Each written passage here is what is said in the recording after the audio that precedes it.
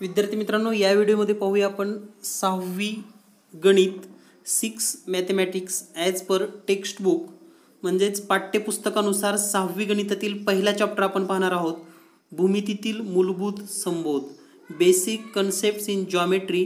पाहूया पहिला टॉपिक लगेच. विद्यार्थी मित्रांनो, या व्हिडिओमध्ये पाहूया आपण 6th मॅथमॅटिक्स म्हणजेच 6वी गणित. आपण 6वी मध्ये शिकत असाल तर हा व्हिडिओ अतिशय महत्त्वाचा आहे. मराठी आणि इंग्रजी दोन्हीही माध्यमातून, कोणत्याही माध्यमात तुम्ही 6वी मध्ये असाल तर दोन्हीही माध्यमातून मराठी आणि इंग्रजी या ठिकाणी संपूर्ण व्हिडिओ तुम्हाला पाहायला भेटणार आहे. तर 6वीचं जे रेग्युलर मॅथ आहे, रेग्युलर टेक्स्ट बुक पाठ्यपुस्तक मंडळाचं, तर या टेक्स्ट बुक मधील प्रत्येक चॅप्टर आणि प्रत्येक चॅप्टर मधील प्रत्येक प्रश्न या ठिकाणी सोडवून दिला जाणार आहे. तर पाहूया आपण आजच पहिला टॉपिक. आणि संपूर्ण अभ्यासक्रम जर तुम्हाला हवा असेल तर तुम्ही व्हॉट्सअप करू शकतात. 8856 या नंबरवर तुम्हाला व्हिडिओ क्लास जॉईन करावा लागेल. व्हिडिओ क्लास, आणि हा व्हिडिओ क्लास जर जॉईन केला तर 6वीचा संपूर्ण अभ्यासक्रम, त्याचबरोबर 4th to 10th, 4th ते 10वी सर्व वर्गासाठी गणिताचा संपूर्ण अभ्यासक्रम व्हिडिओ क्लासद्वारे आपण घरी बसून शिकू शकतात. तर आजच्या व्हिडिओमध्ये आपण पाहूयात 6वी मधील पहिला topic, basic concept in geometry. Basic म्हणजे मूलभूत. जे मराठी माध्यमातून विद्यार्थी शिकत आहेत त्यांच्यासाठी या ठिकाणी बेसिक म्हणजे मूलभूत. मराठी पण शब्द लक्षात ठेवा. कन्सेप्ट म्हणजे संकल्पना, इन म्हणजे मध्ये, आणि जॉमेट्री म्हणजे भूमिती. तर याचं जर भाषांतर आपण व्यवस्थित केलं तर भूमितीमधील मूलभूत संबोध किंवा संकल्पना, या पद्धतीने आपला पहिला पाठ आहे. तर यामध्ये आपण काय पाहणार आहोत तर बेसिक कन्सेप्ट, मूलभूत संबोध किंवा संकल्पना, त्यामध्ये पॉइंट म्हणजेच बिंदू, सेगमेंट, त्यालाच आपण लाईन सेगमेंट असं सुद्धा म्हणतो. मराठीमध्ये रेषाखंड, लाईन म्हणजे रेषा, त्याचबरोबर रे, रे म्हणजे किरण, प्लेन, प्लेन म्हणजेच प्रतल, पॅरलल लाईन्स म्हणजेच समांतर रेषा, आणि दुसरा एक पॉइंट आहे इंटरसेक्टिंग लाईन. इंटरसेक्टिंग लाईन म्हणजेच छेदणाऱ्या रेषा. तर या सर्व घटकाचा अभ्यास या पहिल्या चॅप्टरमध्ये आपण करणार आहोत. त्याचबरोबर होमवर्क, पुस्तकातील स्वाध्याय आणि स्वाध्यायातील प्रत्येक प्रश्न, या सर्व संकल्पना आपण 6वी गणित पहिल्या टॉपिकमध्ये पाहणार आहोत. तर सुरुवात करूया आपण बेसिक कन्सेप्ट इन जॉमेट्री लगेच. बेसिक कन्सेप्टचा अभ्यास करत असताना, बेसिक कन्सेप्ट म्हणजेच मूलभूत संबोधचा अभ्यास करत असताना, मूलभूत संबोध, तर या पाठामध्ये सर्वात महत्वाची गोष्ट म्हणजे विद्यार्थी मित्रांनो, भूमिती शिकत असताना सर्व संकल्पना आपल्या स्पष्ट असणं गरजेचं आहे. त्यामध्ये आपली पहिली संकल्पना आपण समजून घेणार आहोत, पॉइंट. तर पॉइंट म्हणजे काय, यालाच मराठीमध्ये बिंदू असं म्हणतात. तर हा बिंदू नेमकं कसं डिफाईन करायचं किंवा कशी याची डेफिनेशन करायची, व्याख्या करायची, हे समजून घेऊयात. तर लक्षात ठेवा, जर आपण कागदावर पेन, पेन्सिल किंवा टोकदार वस्तूनी जेव्हा आपण असं टच करतो किंवा ठेवतो, तर पहा या ठिकाणी आता हा पेन आहे लाल रंगाचा, या ठिकाणी ठेवला तर या ठिकाणी एक खूण तुम्हाला दिसते, बारीक अशी ही खूण. त्याचबरोबर समजा आपण दुसऱ्या रंगाचा पेन ठेवला, तर हे असं ठेवल्या ठेवल्या जी काही खूण किंवा जे काही मार्क तयार होतो यालाच बिंदू असं म्हणतात. हे बिंदू नाही, लक्षात घ्या. फक्त ठेवल्यानंतर जो डॉट तयार होतो. आता या ठिकाणी धारदार म्हणल्यानंतर टोकदार वस्तूचा जर आपण विचार केला तर या ठिकाणी हा कंपासचा आपण वापर करूयात. तर हे आपण या ठिकाणी ठेवलं तर या ठिकाणी हा सुद्धा आपल्याला पॉइंट इथं दिसतोय. त्याचबरोबर जर तुमच्याकडे सिस पेन्सिल असेल तर सिस पेन्सिल तुम्ही ठेवू शकतात अशी. तर या ठिकाणी हा पण पॉइंट या ठिकाणी तयार होतो.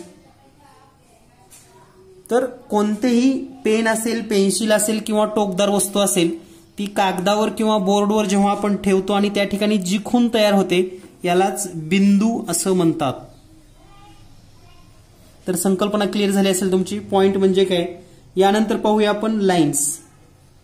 तर लाईन्स ही संकल्पना समजून घेत असताना जेव्हा हे बिंदू, असे बिंदू समजा आपण या ठिकाणी पहा, लाईन कशी तयार होते किंवा बिंदू पासून लाईन कशी तयार होते. तर आता हा एक पॉइंट आहे, दुसरा एक पॉइंट, तिसरा एक पॉइंट, चौथा पॉइंट, पाचवा, सहावा, सातवा, आठवा, असे हे आपण पेन उचलून ठेवतोय. फक्त लक्षात घ्या, रेषा ओढत नाही आपण, फक्त पेन उचलतोय आणि ठेवतोय. तर आता या ठिकाणी किती बिंदू झाले हे तुमच्याही लक्षात आलं असेल. तर हे असंख्य बिंदू असतात आणि हे बिंदू फक्त असे जोडतोय आपण. पहा, बिंदू 1 2 3 4 5 6 7 8, फक्त पेन उचलून ठेवतोय. लक्षात घ्या, रेषा ओढणं वेगळं आणि बिंदू जोडणं वेगळं. तर हे बिंदू जेव्हा आपल्याला असे दिसतात, फक्त आपण हे पेन उचलून ठेवतोय. लक्षात घ्या.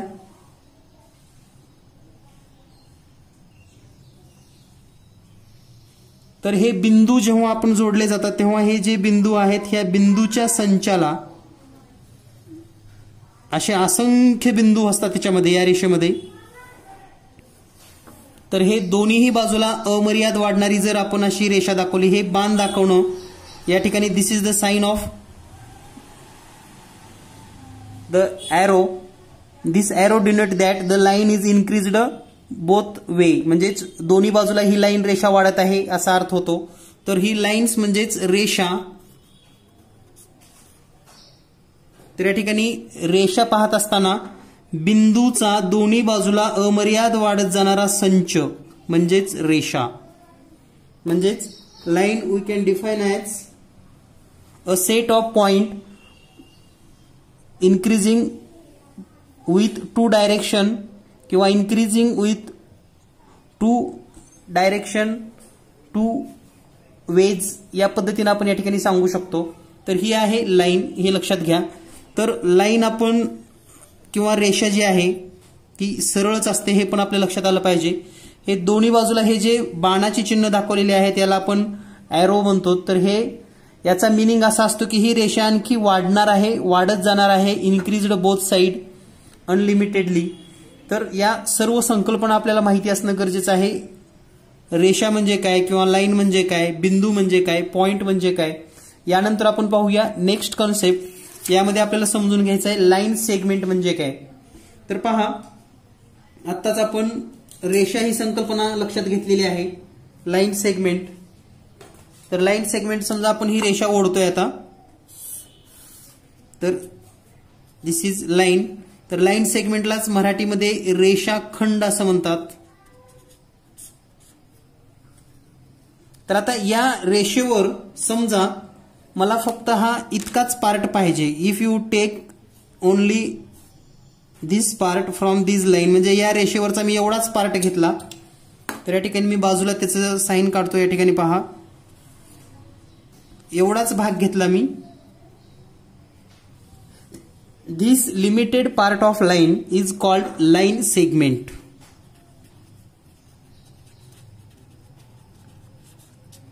लिमिटेड पार्ट ऑफ लाईन, त्याला तुम्ही शॉर्ट मध्ये असं पण लिहू शकतात, लाईन सेगमेंट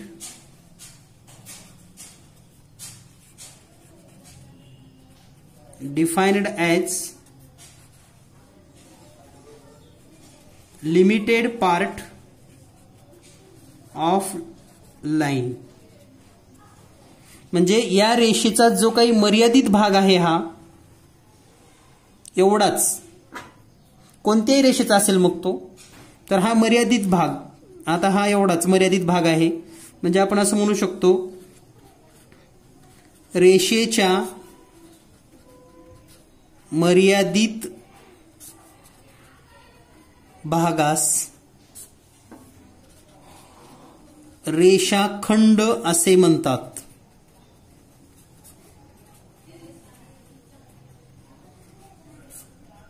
रेषेच्या मर्यादित भागास, limited part of line, is called line segment.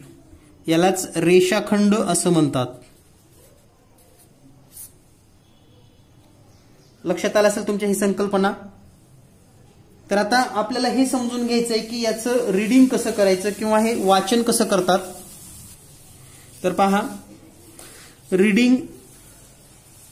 Reading कसं करायचं याचं म्हणजेच वाचन कसं करायचं ही संकल्पना समजून घेऊयात. तर वाचन कसं करायचं हे पाहत असताना समजा तुम्ही एखादा पॉइंट काढलात, तर याला जर नाव दिलं तर याला तुम्ही असं म्हणू शकता पॉइंट पी. समजा दुसरा पॉइंट काढला, याला नाव दिलं तर याला म्हणता येतं पॉइंट ए. याचंच मराठीमध्ये वाचन बिंदू ए आणि या पॉइंटचा असेल बिंदू पी. हे झालं पॉइंटचं वाचन. त्यानंतर आपण समजून घेऊयात लाईन. या लाईनवर जर समजा 2 पॉइंट आपण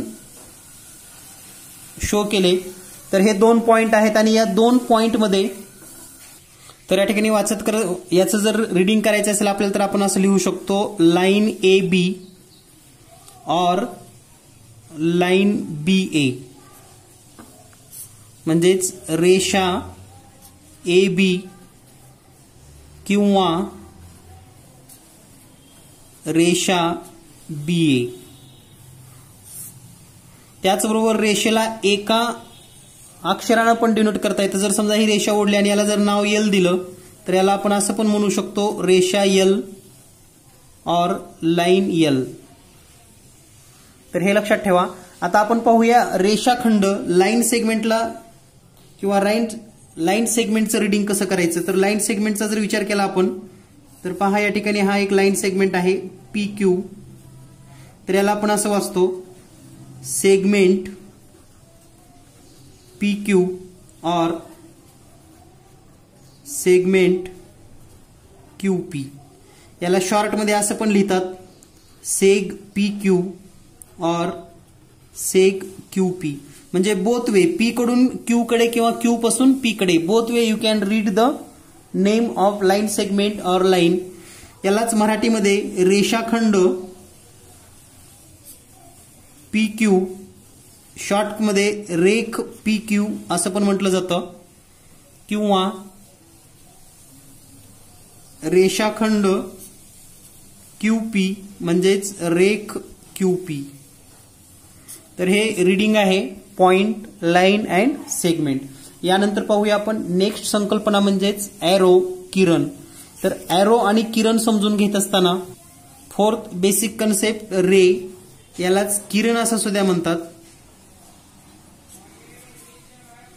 तर नेमकं हे किरण म्हणजे काय, तर हा किरण समजून घेण्यापूर्वी किंवा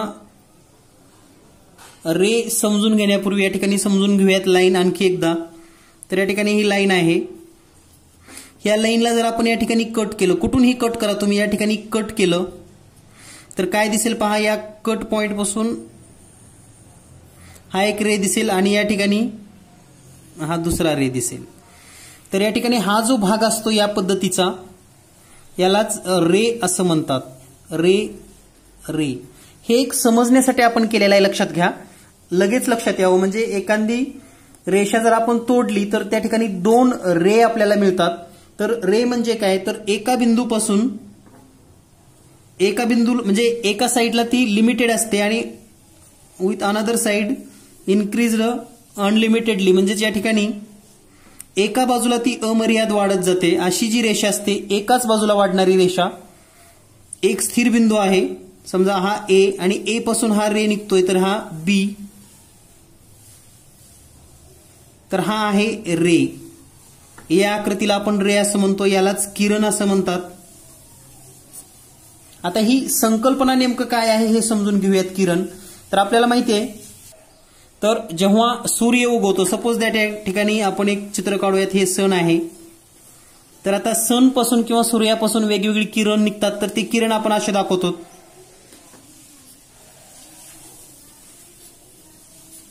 म्हणजे या ठिकाणी पहा, हे जे रे आहेत, all rays goes in one direction. हे जे रे आहेत किंवा किरण, तर हे सूर्यापासून निघतात आणि हे एकाच दिशेने जातात. आणि यांची लांबी निश्चित नसते, तर हे अमर्याद असतात. त्या पद्धतीनं किरण हा एकाच दिशेला अमर्याद वाढतात. मीन्स रे इन्क्रीज्ड ओनली वन वे किंवा वन साइड, म्हणजेच एकाच दिशेला अमर्याद वाढणारी जी काही रेषा असते त्याला आपण किरण असं म्हणतो. So here this point from A and it increases to ray with point B and its reading. आता याचं वाचन कसं करायचं हे पण समजून घेऊयात. तर किरण वाचन करत असताना रे start from A to be या पद्धतीनं वाचन केलं जातं. म्हणजेच किरण ए बी हे याचं वाचन आहे. रेषाखंडाला आपण दोन्हीकडून वाचू शकत होतो, पण या ठिकाणी किरण तुम्ही जर असं लिहिलात रे बी ए म्हणजे बी टू ए जर लिहिलात तर दिस इज रॉंग मेथड. ही चुकीची पद्धत आहे. म्हणजेच किरण बी ए आपण लिहू शकत नाहीत, हे चूक आहे. फक्त ए बी एकाच दिशेला. या ठिकाणी पहा, आणखी एक जर आपण आकृती काढली आणि याला जर नाव दिलं समजा पी एस, तर याचं वाचन करत असताना रे पी एस किंवा किरण P S.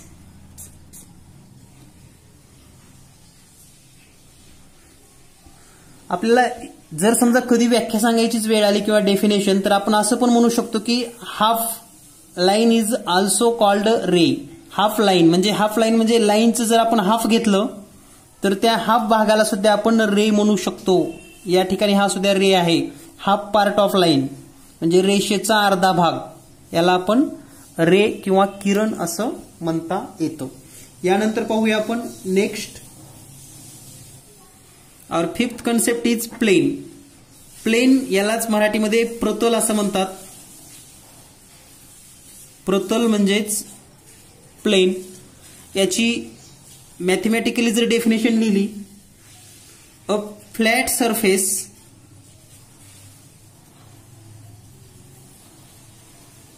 Is called a plane. म्हणजे सपाट पृष्ठभागाला प्लेन असं म्हणतात. परंतु सर्वात महत्वाचं तुम्हाला या ठिकाणी हे सांगायचं आहे की सपाट पृष्ठभाग तर असतोच. तर या ठिकाणी जी व्याख्या दिलेली आहे, a flat surface is called a plane. म्हणजेच या ठिकाणी जर आपण एक असा पृष्ठभाग काढला तर याला प्लेन असं म्हणतात. परंतु या ठिकाणी आणखी एक गोष्ट मी आवर्जून सांगतो. ज्याप्रमाणे लाईन दोन्ही दिशेला वाढत जाते, तसा हा जो प्लेन आहे तो चारही दिशेला वाढत जातो. Means this plane show that the planes extend infinitely in all direction. Means a flat surface, या ठिकाणी थोडं आपल्याला ऍड केलं तरी चालेल. extend infinitely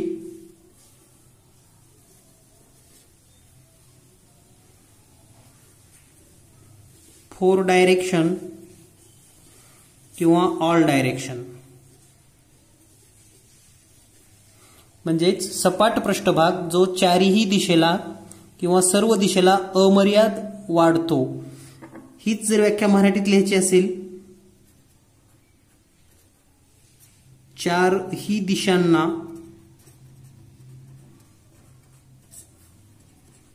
अमर्याद वाढणाऱ्या पृष्ठभागाला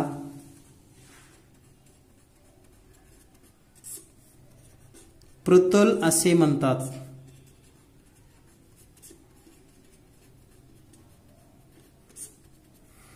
म्हणजेच चारही बाजूला अमर्याद वाढणाऱ्या सपाट पृष्ठभागाला तर या ठिकाणी प्रतल असं म्हणतात. सर्वात महत्वाचं म्हणजे याला जर रीडिंग करायचं असेल तर अतिशय सोपा. याला जर एक समजा नाव दिलं तर याला आपण असं म्हणू शकतो प्लेन ए किंवा प्रतल ए. तर या पद्धतीनं ही प्लेनची संकल्पना किंवा प्रतलची संकल्पना तुमच्या लक्षात आली असेल. यानंतर पाहूया आपण पुढील कन्सेप्ट. यानंतर नेक्स्ट कन्सेप्ट आहे पॅरलल लाईन. पॅरलल लाईन म्हणजेच समांतर रेषा.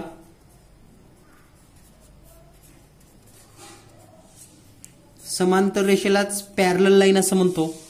तर पॅरलल लाईन म्हणजे काय किंवा समांतर रेषा म्हणजे काय? जर आपण आपल्या वहीचे पानं पाहिले तर वहीच्या पानावर ज्या रेषा असतात त्या पॅरलल असतात, एकमेकीला छेदत नाहीत. Means those line are not intersect with each other. किंवा जर आपल्या खिडक्यांच्या जे काही रेषा असतात आडव्या किंवा उभ्या त्या सुद्धा पॅरलल असतात. तर या ठिकाणी काही पॅरलल रेषा तुम्हाला मी काढून दाखवतो. तर पहा, ही पट्टी आहे आणि या पट्टीच्या दोन्ही बाजूला मी या ठिकाणी ही रेष ओढली. तर ह्या दोन रेषा पॅरलल आहेत.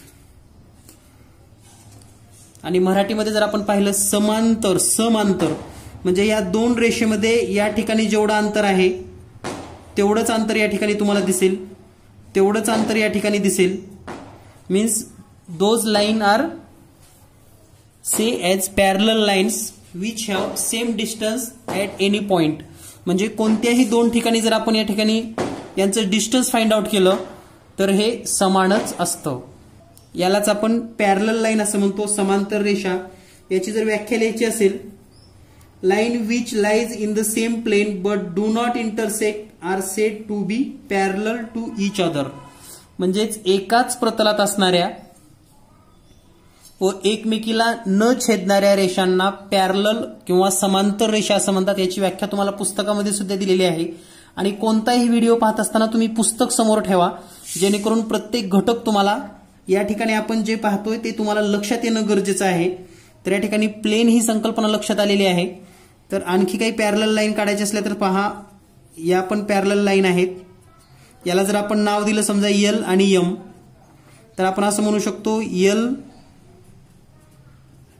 Line L parallel line M.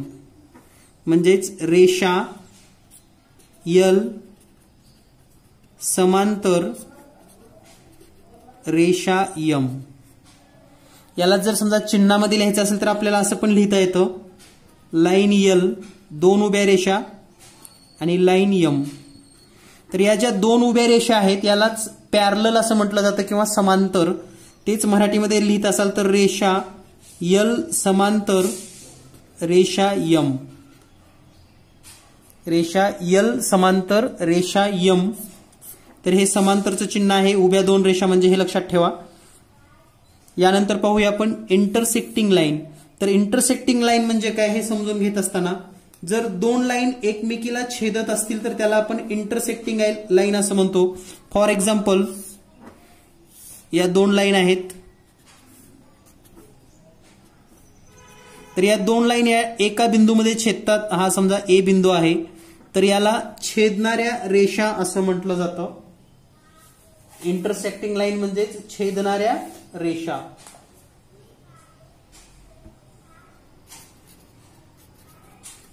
छेदणाऱ्या रेषा याला आपण एल आणि एम नाव दिलं. तर या ठिकाणी एल आणि एम या दोन्ही रेषा पॅरलल नाहीत. आणि आपण पॅरलल लाईन आहे की नाही कसं ओळखायचं किंवा इंटरसेक्टिंग लाईन आहे किंवा नाही हे शोधण्याची एक सोपी पद्धत. तर या ठिकाणी काही रेषा आपल्याला दिसतात. तर या दोन रेषा ज्या आहेत त्या एकमेकीला पॅरलल आहेत असं म्हणू शकतो, कारण आपल्याला बघितल्या लक्षात येतं की या ठिकाणी पॅरलल आहेत, म्हणजे या पॅरलल लाईन आहेत. यालाच समांतर रेषा असं म्हणतो आपण, समांतर रेषा. आता या दोन पण तुम्हाला पॅरलल दिसतात,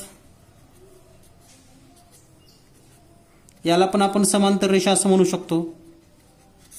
म्हणजे हे ओळखता येतं आपल्याला लगेच.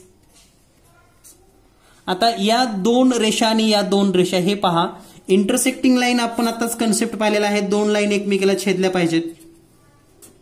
याला आपण इंटरसेक्टिंग लाईन असं म्हणतो.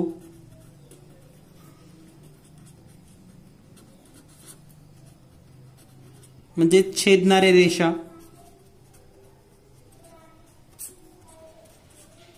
मग आता या दोन आकृत्यामध्ये सांगा की ह्या इंटरसेक्टिंग आहेत किंवा नाहीत, आणि जर असतील तर कशा.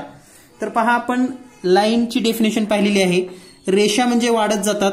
आता ही रेष अशीच पुढे वाढत जाणार आहे आणि ही रेषा पण अशीच वाढत जाणार आहे.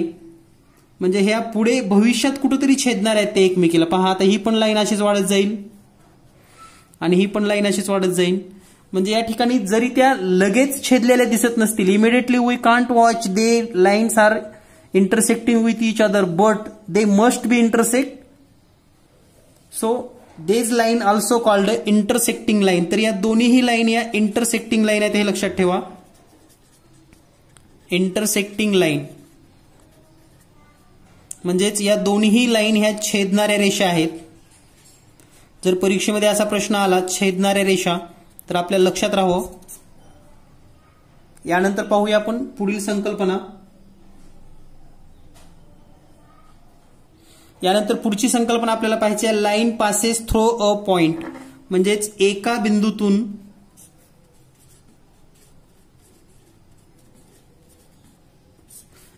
बिंदूतून जाणाऱ्या रेषा. अतिशय महत्वाची संकल्पना आहे एका बिंदूतून जाणाऱ्या रेषा. पहा या ठिकाणी आपण एक बिंदू घेऊयात. समजा हा पॉइंट आहे, याचं नाव देऊया आपण पी. तर या बिंदूतून किती रेषा जातील हे जर आपल्याला विचारलं तर आपण पहा या ठिकाणी रेषा काढूनच पाहूयात. ही एक रेषा आहे, दुसरी, तिसरी, चौथी. म्हणजे अशा कितीतरी रेषा आपण या ठिकाणी काढू शकतो हे तुमच्या लक्षात आलं असेल. म्हणजेच आपण असं म्हणू शकतो एका बिंदूतून जाणाऱ्या असंख्य रेषा काढता येतात. एका बिंदूतून जाणाऱ्या असंख्य रेषा काढता येतात. याला जर इंग्लिशमध्ये लिहायचं असेल आपल्याला तर आपण लिहू शकतो and infinite number of lines can be drawn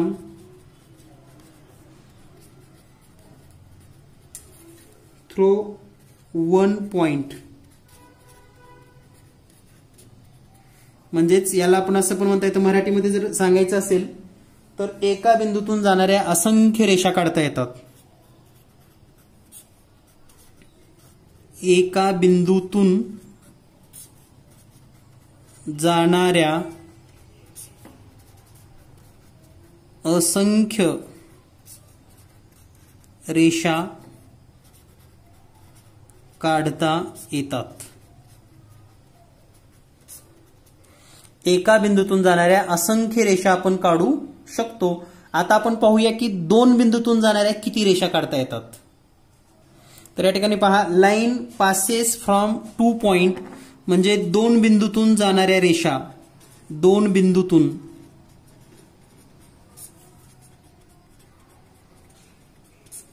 ही संकल्पना ऑलरेडी आपल्या पुस्तकात नाही, परंतु आपल्याला एक्स्ट्रा माहिती असणं पण गरजेचं आहे. तर आपण जर आता हे दोन बिंदू काढले आणि आपल्याला आता या दोन बिंदूतून जाणारी रेषा काढायची आहे तर पहा हे दोन बिंदू जोडण्यासाठी जर आपण ही रेषा काढली तर हा पॉइंट ए आणि हा पॉइंट बी यामधून आपल्याला एक रेषा काढता आली. आता जर तुम्हाला वाटलं किंवा तुमच्या मित्राला वाटलं की आपण अशी एक रेषा काढावी किंवा या पद्धतीने एक रेषा काढावी किंवा ही अशी रेषा काढावी, पण ही रेषा होऊ शकतात का तर या स्ट्रेट लाईन नाहीत, लक्षात घ्या. आणि स्ट्रेट लाईन असेल तरच आपण त्याला रेषा म्हणतो, सरळ एका रेषेमध्ये. म्हणजेच जर तुम्ही कोणतेही दोन पॉइंट घेतले तर या दोन पॉइंट मधून एक आणि एकच रेषा काढता येते हे लक्षात ठेवा. दोन पॉइंट मधून फक्त एक आणि एकच रेषा आपण काढू शकतो. Only one line can draw through 2 point. म्हणजे दोन बिंदूतून जाणारी एक आणि एकच रेषा काढता येते ही पण संकल्पना लक्षात ठेवा. यानंतर आपण समजून घेणार आहोत की एकाच बिंदूमधून जर जास्त रेषा काढल्या तर त्याला काय म्हणायचं. तर आत्ताच आपण आकृती पाहिलेली आहे. तर आपल्याला समजून घ्यायचं आहे concurrent line and point of concurrence. म्हणजेच एक संपाती रेषा आणि संपात बिंदू काय नेमकं संकल्पना आहे ही समजून घेऊयात. समजा या ठिकाणी आपण एक पॉइंट घेतलेला आहे हा पी. या पी पॉइंट मधून जाणारी ही एक रेषा काढली, याला एल नाव दिलं. यामधून जाणारी दुसरी एक रेषा काढूयात, याला एम नाव देऊयात. याच पॉइंट मधून जाणारी आणखी एक रेषा काढूयात, याला एन नाव देऊयात. म्हणजे या ठिकाणी पहा या सर्व रेषा ह्या एकाच बिंदूतून जातात. या प्रकारच्या जर रेषा असतील तर या सर्व रेषांना एक संपाती रेषा म्हणतात. एक संपाती रेषा. Wien 2 or more line pass through the same point they are called concurrent lines. म्हणजेच याला मराठीमध्ये जर लिहायचं असेल तर दोन किंवा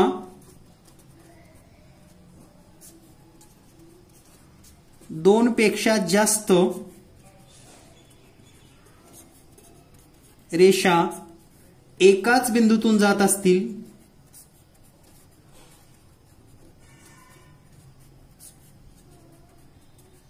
जात असल्यास त्या रेषांना एक संपाती रेषा असं म्हणतात. एक संपाती रेषा. त्या रेषांना काय म्हणायचं? एक संपाती रेषा. आणि यात सर्व रेषा ज्या बिंदूमधून पास होतात means the common point through which they pass is called the point of concurrence. तर या रेषा ज्या बिंदूतून जातात, ज्या बिंदूतून या रेषा जातात किंवा पास होतात त्या बिंदूला संपात बिंदू असं म्हणतात. संपात बिंदू. अतिशय महत्वाचे असे हे पॉइंट आहेत. अगदी 9वी 10वीला सुद्धा यावरचे बरेच उदाहरणं किंवा अनेक संकल्पना आपल्याला शिकण्यासाठी हे गरजेचं आहे. त्यामुळे आपल्याला concurrent lines means Wien 2 or more line pass through the same point they are called concurrent lines. मराठीमध्ये एक संपाती रेषा and the common point through which the line passes is called point of concurrence म्हणजेच एक संपात बिंदू. तर या पद्धतीने आपण सर्व संकल्पना या ठिकाणी समजून घेण्याचा प्रयत्न केलेला आहे. आता आपल्याला यानंतर पुढे स्वाध्याय जो सोडवायचा आहे किंवा जे काही सराव प्रश्न सोडवणार आहोत त्यापूर्वी आपण रेषाखंड मोजण्याची एक ट्रिक समजून घेऊयात आणि त्यानंतर सोडवून घेऊयात स्वाध्याय लगेच. तर यानंतरचा पुढचा पॉइंट आहे लाईन सेगमेंट काउंटिंग म्हणजेच रेषाखंड मोजणे किंवा रेषाखंडाची नावं लिहिणे. तर पहा, एकच रेषा जर आपण अशी काढली किंवा हा रेषाखंड आहे, याला जर आपण पॉइंट दिले असे तर हा ए बी सी डी आणि ई. तर या ठिकाणी रेषाखंड कोणते कोणते आहेत किंवा रेख कोणते आहेत, लाईन सेगमेंट कोणते कोणते आहेत हे कसे समजून घ्यायचे. तर हे सुरुवातीला पहा ए पासून बी पर्यंत त्यालाच आपण ए बी असं लिहूयात. त्यानंतर A to C A C, त्यानंतर A to D A D, A to E A E. तर हे 4 सेगमेंटची नावं आपण लिहिलेली आहेत या ठिकाणी. आणखी काही सेगमेंट होतात का पहा. तर बी पासून सी पर्यंत बी सी बी डी आणि बी. त्यानंतर पुढे सी डी आणि सी आणि सर्वात शेवटी डी ई. तर आता हे टोटल जर पाहिलं आपण हे 4 सेगमेंट झालेले आहेत. हे 3, हे 2 आणि हे 1. या सर्वांचं जर टोटल केलं 4, 3, 7, 2, 9 and 1 देर 10 सेगमेंट. म्हणजे या आकृतीमध्ये 10 रेषाखंड आहेत. 10 रेषाखंड.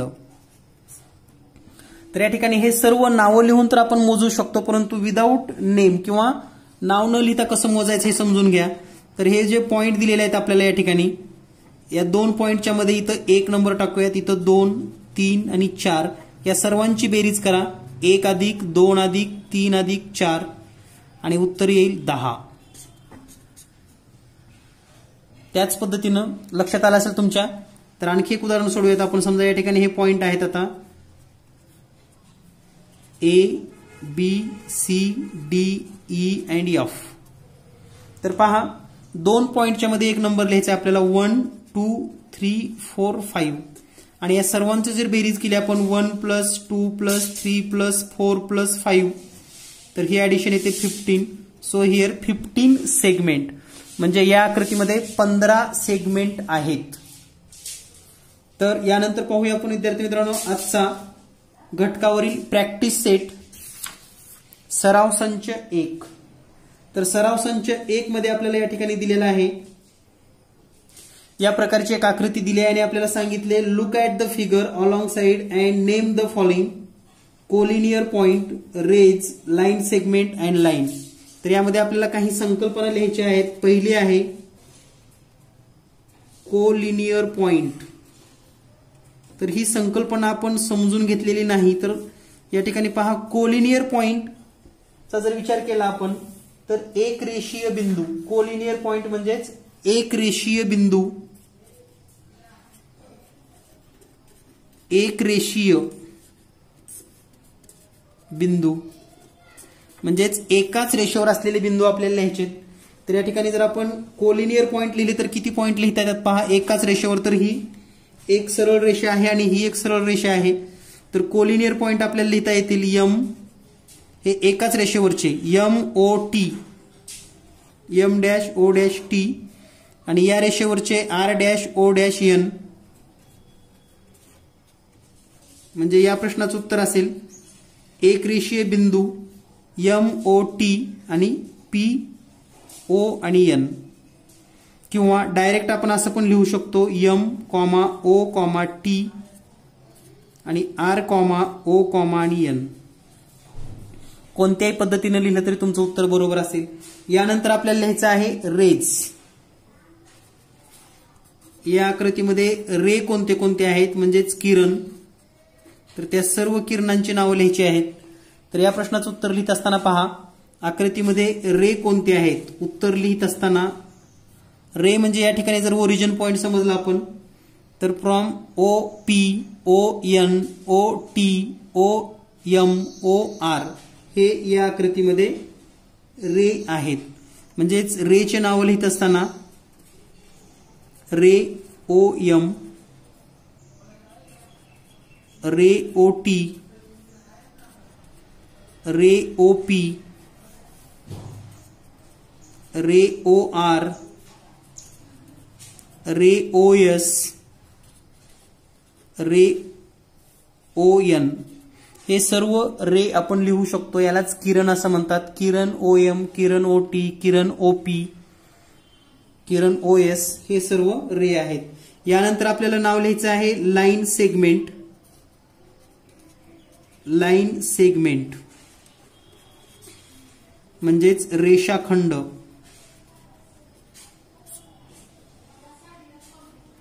तर या ठिकाणी आता रेषाखंडचा जर विचार केला तर या ठिकाणी जर आपण लाईन सेगमेंटचा विचार केला तर या ठिकाणी सर्वच हे लाईन सेगमेंट आपण लिहू शकतो. जसे की एम ओ म्हणजे आपल्याला असं लिहिता येईल seg O M, seg R O, seg O S. कोणतीही रेषा तुम्ही घ्या तुम्हाला लगेच या ठिकाणी लिहिता येईल seg O T, seg P O, seg N O. आणि विशेष म्हणजे सेगमेंट लिहिताना या ठिकाणी तुम्ही कोणत्याही दिशेकडून लिहिला तरी चालते. त्यानंतर एम टी हा सुद्धा सेगमेंट आपल्याला लिहिता येईल. Segment M T, segment N R. तर या पद्धतीनं आपल्याला या ठिकाणी सेगमेंट लिहिता येतील. यानंतर या ठिकाणी चौथा मुद्दा या आकृतीमध्ये लिहायचा आहे. म्हणजे या आकृतीवरचेच सर्व प्रश्न आहेत. तर या आकृतीमध्ये जो चौथा मुद्दा आहे तो आपल्याला लिहायचा आहे रेषा. या ठिकाणी रेषा कोणत्या आहेत. लाईन्स, नेम ऑफ लाईन म्हणजेच रेषा. तर पहा आकृती तुमच्या समोर आहे. या ठिकाणी रेषा कोणत्या आहेत तर दोन रेषा आहेत एम टी. तर आपण याला असं लिहू शकतो line M T, line R N किंवा एन आर. कोणतं लिहिले तरी चालेल, एन आर किंवा आर एन. तर या पद्धतीनं हा पहिला प्रश्न या ठिकाणी आपण समजून घेतलेला आहे. आकृतीच्या साह्यानं आकृतीवरील महत्वाचे प्रश्न सोडवणे. यानंतर पाहूया आपण नेक्स्ट मॅच द पियर. म्हणजेच या ठिकाणी आपल्याला जोड्या लावायच्या आहेत. तर जोड्या कशा लावायच्या आहेत किंवा मॅच द फॉलोइंग. या ठिकाणी पहा त्यापूर्वी आपल्याला दुसरा एक प्रश्न सोडवून घ्यायचा आहे. Write the different name of the lines. म्हणजेच रेषेचे वेगवेगळी नावं लिहा. आणि या ठिकाणी एक तुम्हाला रेषा दिलेली आहे. तर या ठिकाणी रेषेची वेगवेगळी नावं लिहित असताना हा ए, बी, सी आणि डी. तर वेगवेगळी नावं जेव्हा आपल्याला रेषेची लिहायची असतात तेव्हा आपण असं लिहू शकतो, रेषा ए बी, ए पासून बी पर्यंत, रेषा ए सी, रेषा ए डी, त्याचबरोबर रेषा बी सी, रेषा बी डी, रेषा सी डी. तर हे 6 नावं आहेत. हेच नावं तुम्ही उलट सुद्धा लिहू शकतात, रेषा बी ए, रेषा सी ए, रेषा डी ए. म्हणजे या ठिकाणी तुम्हाला स्वातंत्र्य आहे की कोणती नावं तुम्ही या ठिकाणी लिहायची आहेत. यानंतर पाहूया आपण पुढील प्रश्न. पुढचा प्रश्न आहे question number 3, match the following, म्हणजेच जोड्या लावा. तर या ठिकाणी जोड्या लावत असताना या ठिकाणी ग्रुप ए दिलेला आहे हा. तर ग्रुप बी मध्ये नावं आहेत, पण या ठिकाणी जोड्या लावण्यापेक्षा आपण डायरेक्ट उत्तरच लिहिणार आहोत. तर या ठिकाणी ही जी पहिली लाईन आहे, तर याची जी योग्य जोडी आहे, तर या आकृतीला तुम्हाला आठवत असेल, याला आपण लाईन असं म्हणतो. या ठिकाणी सी नंबरला उत्तर आहे, LINE. त्यानंतर दुसरी जी आकृती आहे याला आपण सेगमेंट, म्हणजेच ही आहे रेषा, लक्षात घ्या, सी नंबरचं ऑप्शन. त्यानंतर हे आहे लाईन सेगमेंट, डी नंबरचं ऑप्शन, लाईन सेगमेंट म्हणजेच रेषाखंड.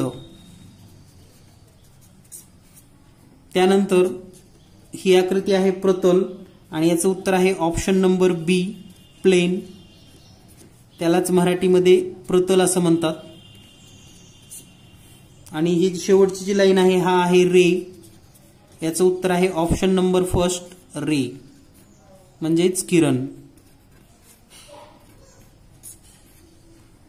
तर या पद्धतीनं अतिशय सहज आणि सोप्या पद्धतीने हा सर्व स्वाध्याय तुम्ही पूर्ण करू शकतात. यानंतर पाहूया आपण चौथा प्रश्न.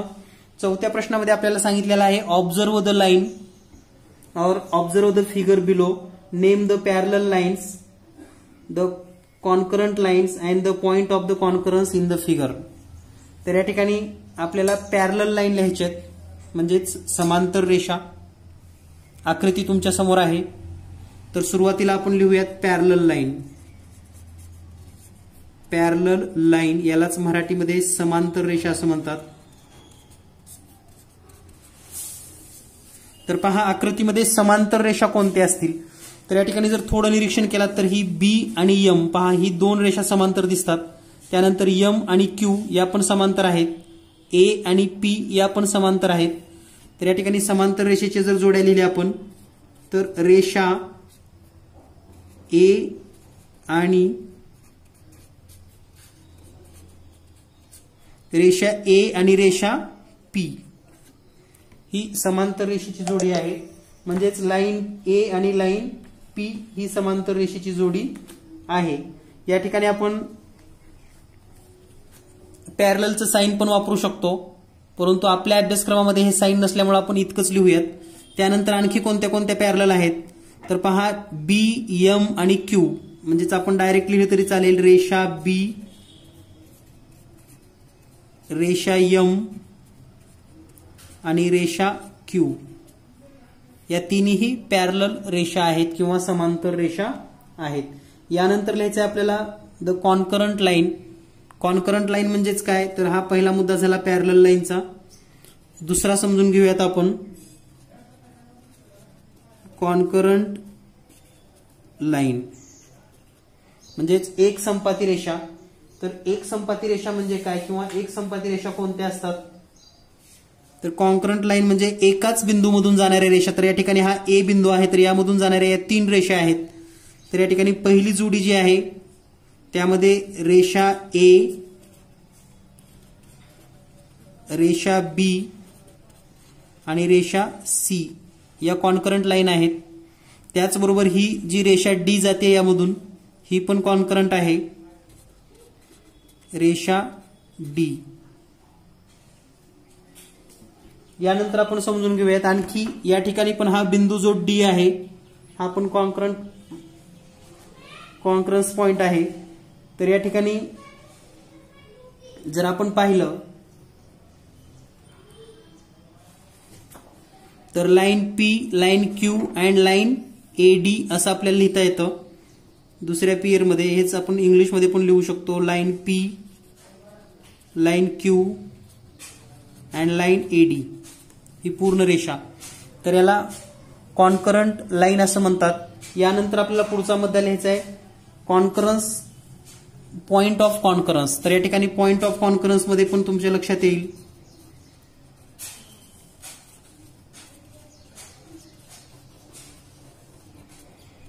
तर पॉइंट ऑफ कॉन्करन्स मध्ये पॉइंट ए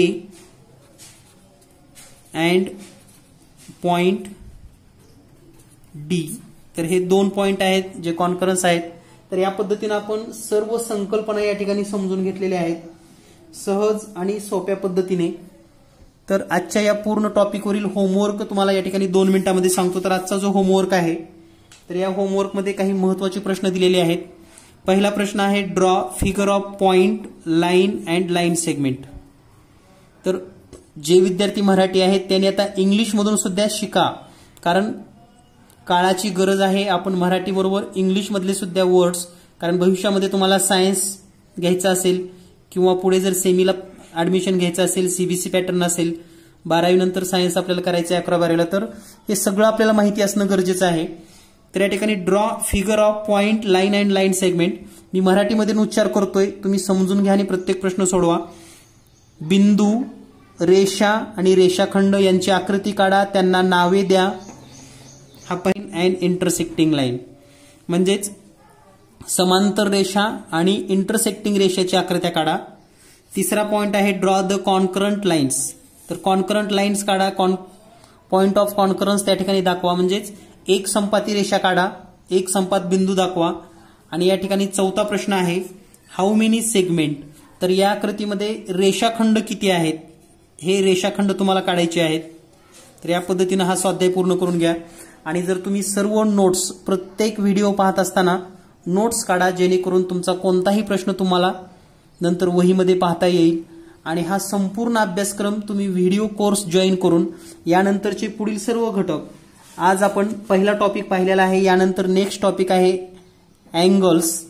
तर याची सर्व माहिती, टाइप्स ऑफ अँगल, हा सर्व घटक आपल्याला नेक्स्ट व्हिडिओमध्ये पाहायचा आहे. तर संपूर्ण अभ्यासक्रम शिकण्यासाठी घरी बसून नक्की व्हिडिओ क्लास जॉईन करा. भेटूया आपण लवकरच पुढील व्हिडिओमध्ये. सर्वात महत्त्वाचं म्हणजे हा व्हिडिओ प्ले स्टोअर ॲपमध्ये पाहायला भेटणार आहे आणि याच्या ऑनलाईन टेस्ट सुद्धा तुम्हाला प्ले स्टोअर ॲपमध्ये सहज उपलब्ध होतील. भेटूया नेक्स्ट व्हिडिओमध्ये. धन्यवाद. Thank you very much.